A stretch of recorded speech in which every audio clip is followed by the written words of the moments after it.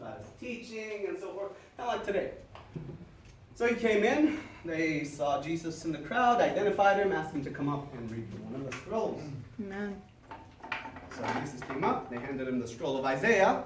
Jesus picks up the scroll, opens it, navigates in it, and finds where it says, "The Spirit of the Lord is upon me. For he has anointed me to proclaim good news to the poor. Amen. He has sent me to bring freedom to the prisoners, the recovery of sight to the blind, to set the oppressed free, and to proclaim the year of the Lord's favor." Abruptly stops right there, rolls the scroll, gives it to the attendant. The attendant will place it in an urn, similar to this one. The urn is transferred later on to the storage room to protect the scroll from disintegration, sat back down, and continued talking to the people. Where he added, "Today, this prophecy is fulfilled." Amen. You're hearing. Wow. Yes. Powerful. Just like that, everyone's eyes were fixed on Jesus. They were astonished. They couldn't believe what was going on. There was a little hubbub, a commotion, people talking among each other. What? What did this guy say? Did he really claim to be the Messiah? The person we've been waiting on for all these years? They got happy. They got excited. Because God has been quiet for 400 years. Of course they got happy. They wanted that spark of hope. Yes. They got happy at first. At first. But then, like all of us human beings, they started hearing these voices in their heads. These doubtful voices that we hear every day. Voices telling us things like, we're not good enough. Or whatever we're seeing is not really happening. So they started talking again, this time doubting. What? Wait, no, wait. Isn't this Joseph's kid? Yeah, we know this guy. He used to help us with the grapes. He can't be the Messiah. What are you talking about, crazy people? Because that's how people think, psychologically speaking. When they know you, they know who your parents are, who you were as a child, what you did as a kid. You're always going to be that kid to them, right?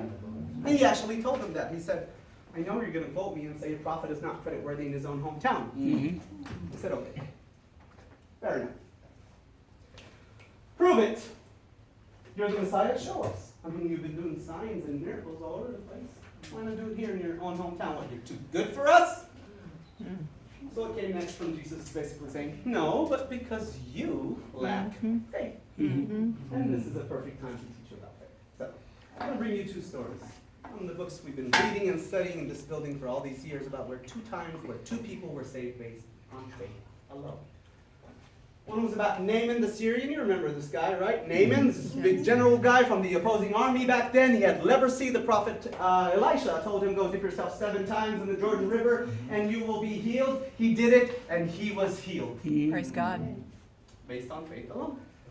Then comes the widow. She had a little bit of olive oil, a little bit of flour. There was a famine coming. She was worried that she's not going to survive the famine because that was her last meal. But the prophet Elijah told her, "Feed me, and you'll survive the famine." She did so and survived. Now realize, faith came first. Then the miracle happened, not the other way around. Yes. She didn't need a miracle to have faith. She needed faith to get a Amen. miracle. Yes. Amen. Convinced you, right? Satisfied you, right? Didn't satisfy them. No, made them mad. They were furious with Jesus. Yeah. How dare you mention stories like that? You could have told us about Daniel, about David, about anyone. Instead, you bring those 2 stories. You got some nerve now. Why were they so mad at Jesus? Gentiles. They were mad because these 2 examples were of Gentiles.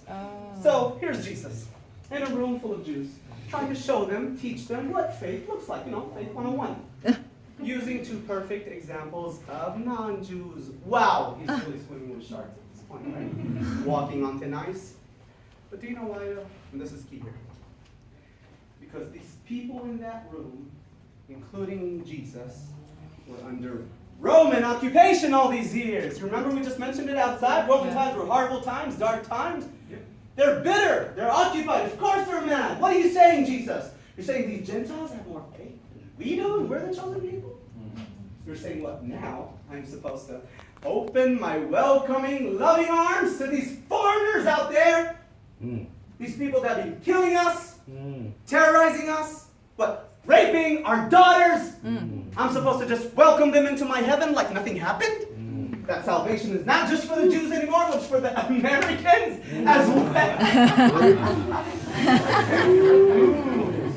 Yeah, they got mad.